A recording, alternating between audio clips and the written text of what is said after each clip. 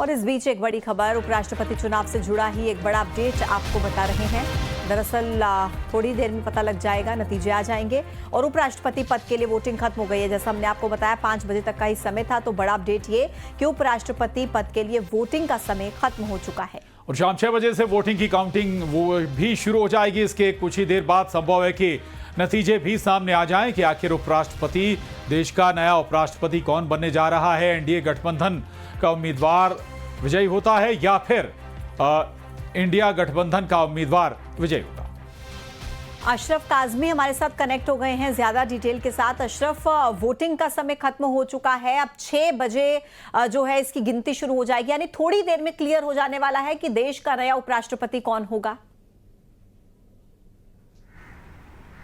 बिल्कुल, अब से करीब मान के चलिए कि करीब 3 घंटे बाद ये स्थिति साफ हो जाएगी कि अगला उपराष्ट्रपति कौन होगा।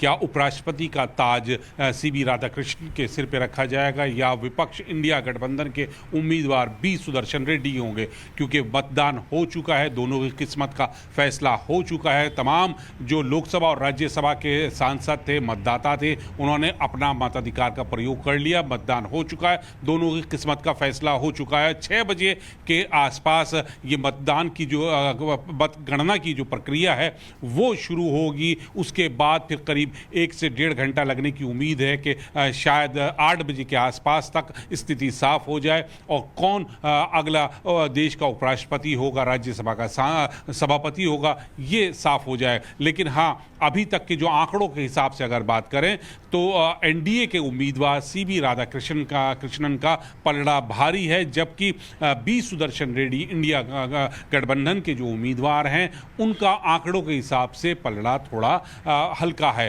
क्योंकि इंडिया गठबंधन के पास जो बिल्कुल, यानी बढ़त अगर कहें तो अभी भी बनाए हुए हैं एनडीए गठबंधन के उम्मीदवार। शुक्रिया अशरफ।